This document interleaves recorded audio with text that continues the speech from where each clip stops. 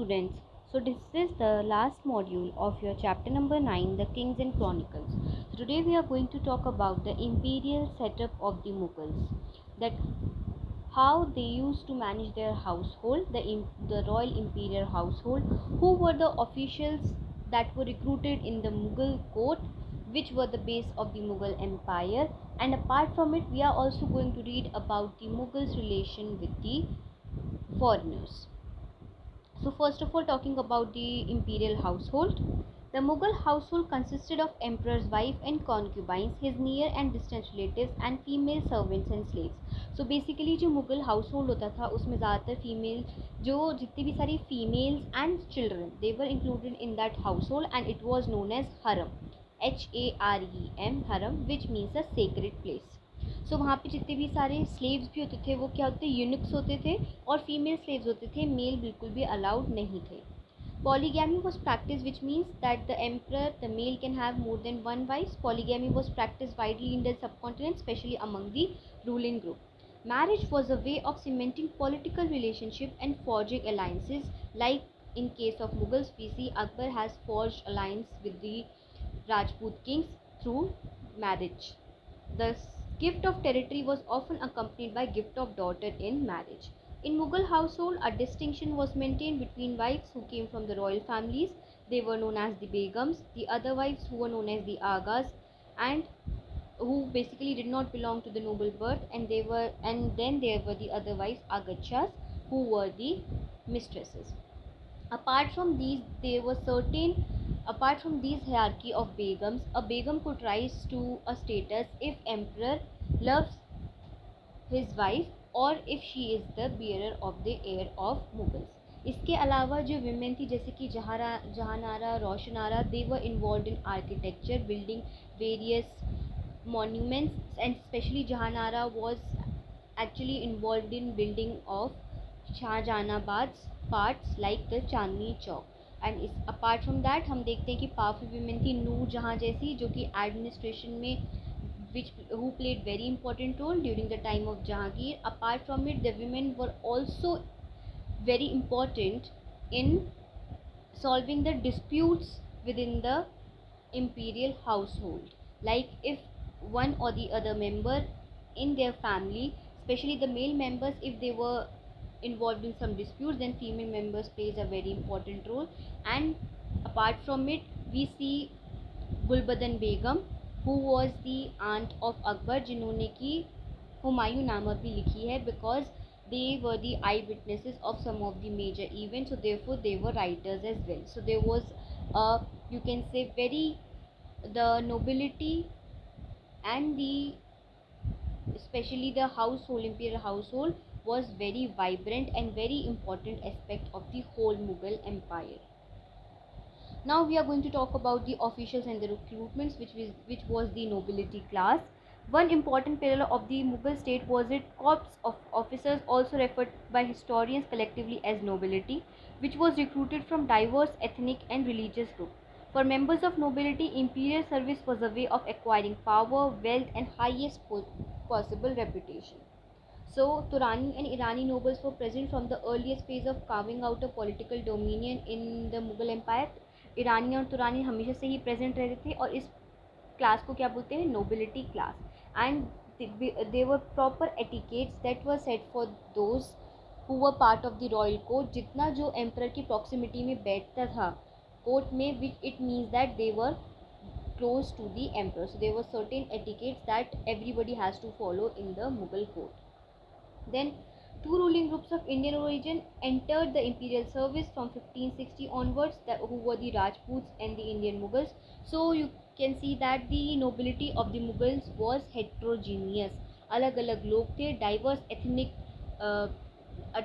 ethnic and religious background के लोग थे in the nobility of the Mughals. Iranian gains high officials under Jahangir, whose political influential queen Noor Jahan was an Iranian. Nobles participated in military campaign with their armies and also served as officials of the empire in the provinces as well. So there was a whole provincial administration. जो सबसे पहले जो administration की सबसे बड़ी unit थी, these were the basically the subas. Then subas के बाद Subas were divided into sarkars, and then the sarkars were further divided into parganas and then the villages. तो ये पूरा इनका एडमिनिस्ट्रेटिव, हम बोल सकते हैं कि इनका पूरा एडमिनिस्ट्रेटिव स्ट्रक्चर था, that how the provinces, and then there were the districts, and then there were the parganas, and then there were the small villages. In this way every administrative unit was divided, and her administrative units पे there were particular officials that were placed. So each military commander recruited, equipped and trained the main striking arm of the Mughal army, that is the cavalry. The records were maintained by Mir Bakshi. He supervised the corps of court writers, Vakyanavis, who recorded all applications and documents presented to the court and all imperial orders, that were the फरमान्स. फरमान सिर्फ और सिर्फ Mughal emperor ही issue कर सकते थे और कोई issue नहीं कर सकता था. द अखबारात, एज द नेम सजेस्ट, अखबारात जैसे कि हमारा न्यूज़पेपर होता है उसी तरह से अखबारात होती थी. हर प्रोविंशियल कोर्ट में एक जो सेंटर होता था, that was the Mughal court. Apart from it every सूबा, which means every province of the Mughal Empire, they had their own courts, and un court mein their people were present who used to write all the things that are happening in court, and then they were sent to the capital of the Mughal Empire. So the Akhbarat contain all kinds of information such as attendance at the court, grants of officials, titles, diplomatic missions, presents received, or the inquiries made by emperor about the health of an officer. The Mughal chronicles usually portray the emperor and his court as controlling the entire administrative apparatus down the village level. As I have already told you, there was a particular apparatus that was actually handling the Mughal administration, starting from the subas, then sarkars, then parganas, and then finally the small villages. Now beyond the frontier, this is very interesting topic, that how was the relation of the Mughals beyond their frontiers of the empire. So the diplomatic relationship and conflicts of Mughal with neighboring political powers reflect some tension and political rivalry arising from competing regional interests. So basically the relation of Mughal kings and neighboring countries of Iran and Turan hinged on the control of frontier by the Hind Kush mountains that separated Afghanistan from the regions of Iran and Central Asia. A constant aim of Mughal policy was to ward off this potential danger by controlling strategic outposts such as Kabul and Kandahar. So basically उस time पे जो इनके जिस तरह से इनकी relationships होती थी, especially with the frontiers, with the officials who with the other kings at the frontiers, it was basically dependent on what? It was dependent on their control of the strategical post. So in case of Iran, it was basically the who were the Safavid kingdom. So उनके लिए it was basically the control of Kabul and Kandahar. So because it was Kandahar that was a bone of contingent or discontent between the Mughals and the Safavid Empire of Iran. Then the relationship between the Mughals and the Ottomans was marked by the concern to ensure free movement of merchants and pilgrims in the territories under the Ottoman control. सो जितनी भी Ottoman control में territories थी, it was basically जो Mecca Medina जो उनकी हज की place है, वहाँ पे they plays therefore their relationship played a very important role for the pilgrims as well as for the trading purposes. Now very important, by the end of 15th century, as we know, Portuguese merchants entered India after discovery of a direct route. The Portuguese king was interested in propaganda of Christianity and which means कि जो Portuguese king थे वो Christianity को propagate करने में he was very much interested, and therefore with the help of missionary of Society of Jesus, that is known as Jesuits, important, as the Christian missionaries, he sent the Christian missionaries to India during the 16th century, and they were the part of process of trade and empire building.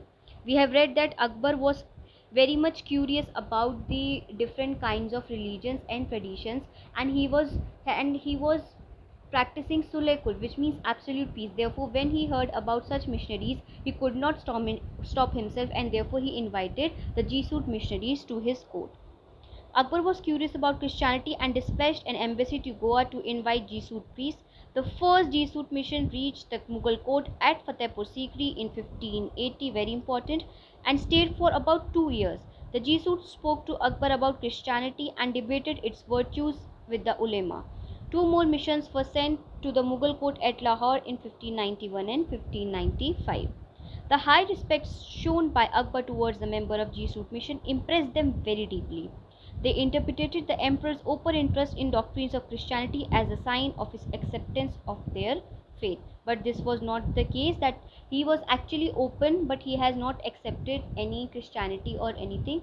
The Mughal emperor, they were the followers of Islam. They remained so, although they were very tolerant towards the other religions and traditions.